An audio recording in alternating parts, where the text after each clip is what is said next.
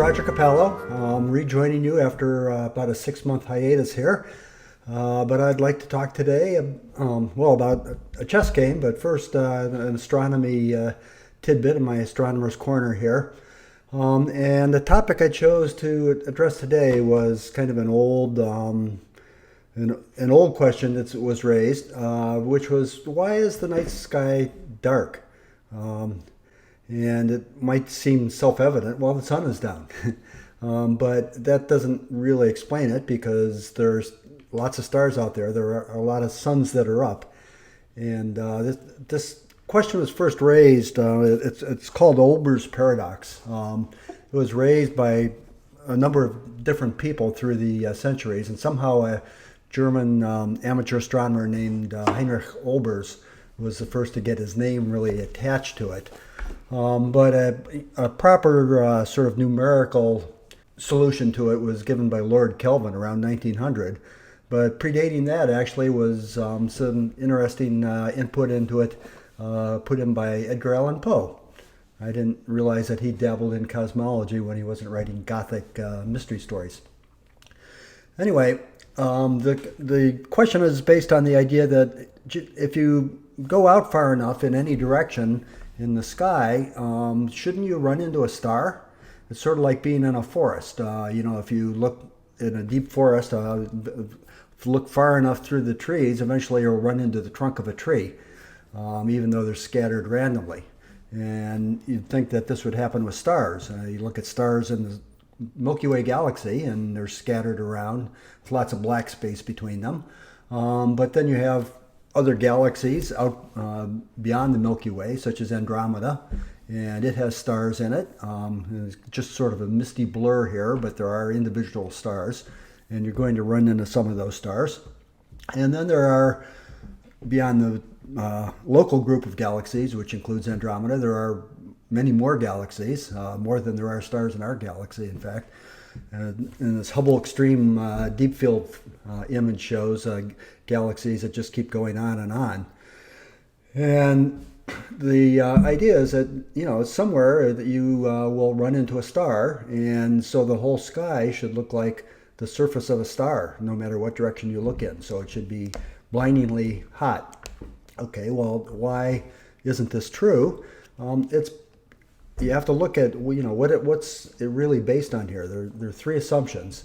One is that the universe is infinite in size, and that's infinite number of stars. That's probably a reasonable assumption. We certainly don't know it to be false. A second is that the stars are scattered more or less uniformly throughout the universe, and that's also true if you give me a little latitude on uniformly. I mean, we have certainly stars are bunched together in galaxies, or even clusters of stars within galaxies. And galaxies have a lot of space between them, but you have clusters of galaxies, and then you have clusters of clusters and so on at different scale sizes. And basically, at any given scale size, if you look over a large space, as far as we know, the universe is populated uniformly with stars. So that's probably true.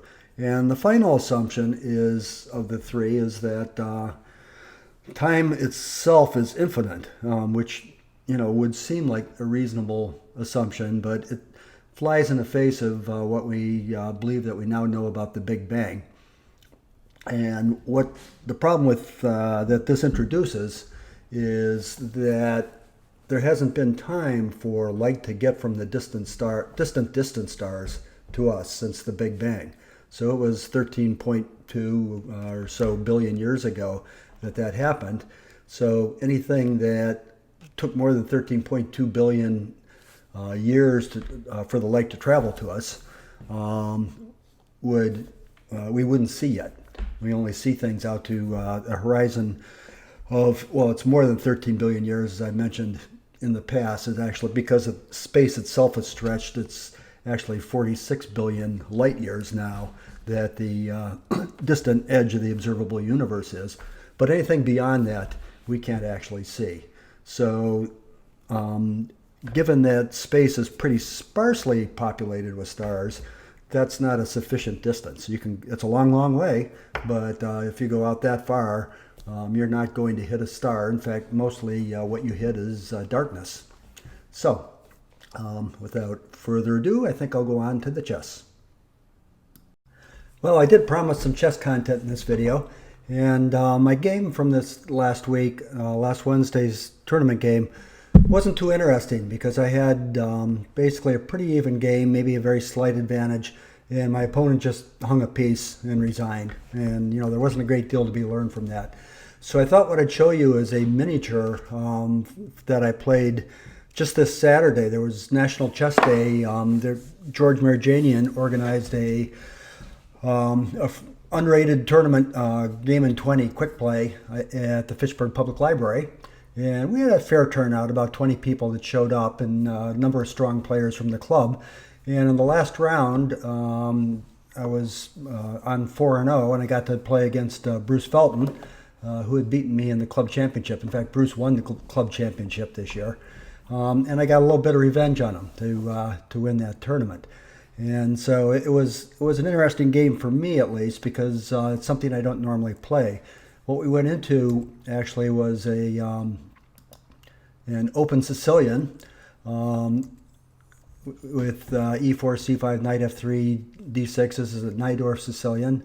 And normally I play other systems here, but of course the most popular system among professionals, I'd say, is to go ahead and play d4 and to go all in for the fight. It's quite a fighting game between black and white. And I don't know the theory, but I decided to play it. So this all is going along the main line. This is the key move in the Najdorf after d6. And at this point, I decided to go ahead with the only line I really knew, which is the one that was made popular back in the 70s when Bobby Fischer was playing, or 60s really, with bishop to g5. To that, black's normal response is to play e6, so that his pawns don't get doubled. White can play a very aggressive move, f4, to start this pawn storm in the center, so that's Richter Rauser attack. And black replies with bishop e7 to break the pin on his knight. Now, at this point, there's an alternative. Instead of bishop to e7, white could have played queen to b6, and this is the poison pawn variation that got played in the Fischer-Spassky match in 1972 in Reykjavik. And Bobby Fischer had the black pieces, and he had had very good success with this line in games leading up to that one. The idea is that white ignores the threat to his b-pawn, and black goes ahead and captures it. And then white tries to show that this is a bad mistake. And it's Fischer had up to that point done quite well, but Spassky won a rather famous game at that point and looked like maybe he was making a comeback in the match, but it was not to be. But we didn't go into this. Instead, Bruce played the sort of more mainline bishop to e7. I continued on with queen f3, which is sort of nice because it's not only putting pressure indirectly on f7 and supporting the pawn center, but it's also fighting through in this diagonal at looking at b7 and possibly even at the rook on a8. So it does a lot of different things at once. And Bruce played queen to b6. Now, at the time, I sort of felt that was, it was a surprise. I wasn't familiar with the move. I thought that he would play b5 instead, and I was surprised to see the queen getting in front of that b pawn that normally storms down the king side. But it turns out that even though Stockfish is not that fond of this move, it actually is, has pretty good results in the master database. Black is winning more of the games than white is in this position. So I castled. I had to do something about this pawn at b2 that was under attack, and this nicely does it. At the same time, I had to, of course, defend this knight that was also under attack. So they were forked, but this castling move defends both in one fell swoop. He continued on with his development, which is a standard move here, and I played bishop to c4, getting it on this very active diagonal, looking at e6 and f7. Quite a standard place for it in the Najdorf. Black castled, and I played f5. Now that's premature. It goes from a one pawn advantage to a slight disadvantage for white, according to Stockfish.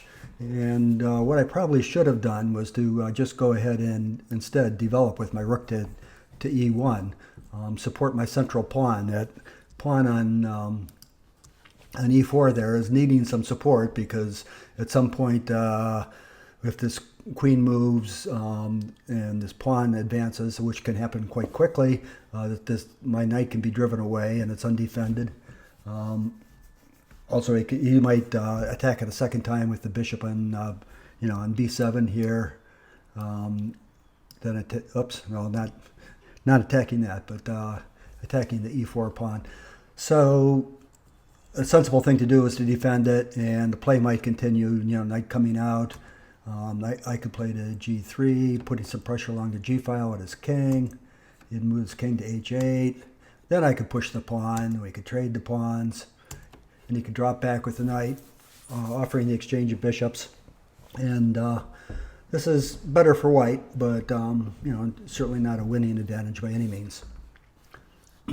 But I played f5, which is premature, but it did excuse me, did cause a reaction on Bruce's part, and actually a one that doesn't turn out that well. I played bishop takes the knight on f6, and the appropriate response here is to take back with the knight.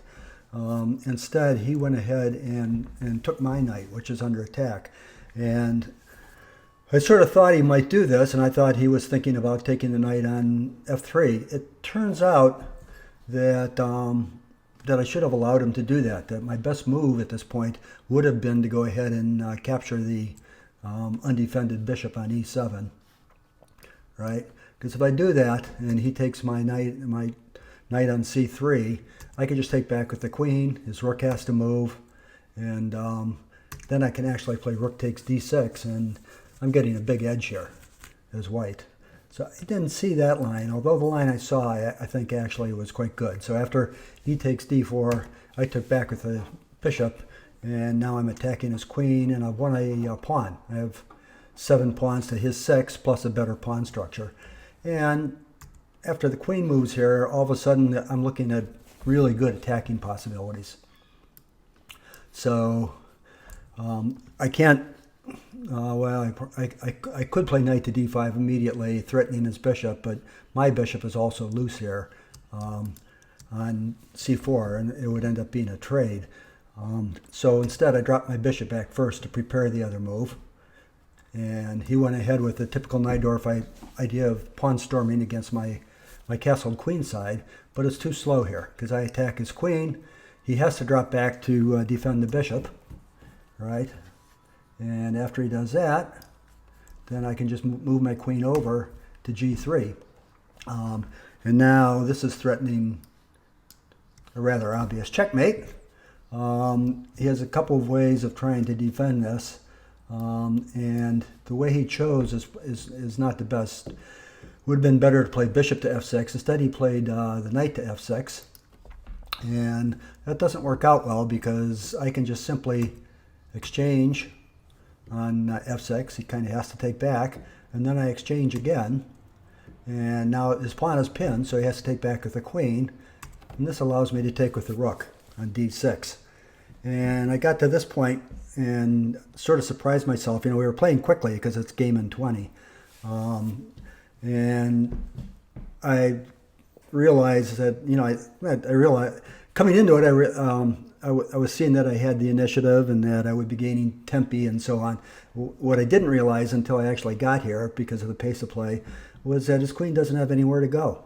I looked around at the squares, and none of the squares are any good. They're all attacked except for one on e7. And if he goes to e7, to the one square that isn't under attack, I can simply go ahead and push my pawn and threaten checkmate. Queen takes on g7 mate, and the only way to prevent that, he could play g6, I suppose. however he chooses to prevent it, he loses his queen. If he plays g6, I just play pawn takes queen. The only other way to prevent that is to go ahead and play queen takes on f6, and I take his queen with my rook. So either way, the queen is lost. So instead of moving his queen, he interposed his bishop, thinking that he would be giving up the piece instead of the queen. But unfortunately, the pain doesn't stop here, because I can play pawn takes bishop, and when he takes back, which is maybe not the best move here, I simply play rook takes. And now there's no place for the queen to go again, as I'm going to have a discovered check, and everywhere he goes, he's at a minimum going to end up losing his queen, if not getting checkmated. You know, the sorts of typical things that could happen here would be, for the queen to come back to d8, and then I could check on e7, and I'm going to end up checkmating him. If he goes a corner with the queen, he could play rook up, and I could just take back with a rook and renew my discovered attack again, at the same time threatening the checkmate on g7. So it's pretty bad. So at this point, Bruce resigned. So I hope you enjoyed it. It was a quick game. It was fun. Maybe I'll play these Open Sicilians more. I forgot how much fun it is to be playing that sort of slash and cut and thrust chess playing instead of the slow positional stuff. So it's Roger Capello. Till next week, saying keep pushing those pawns. Bye.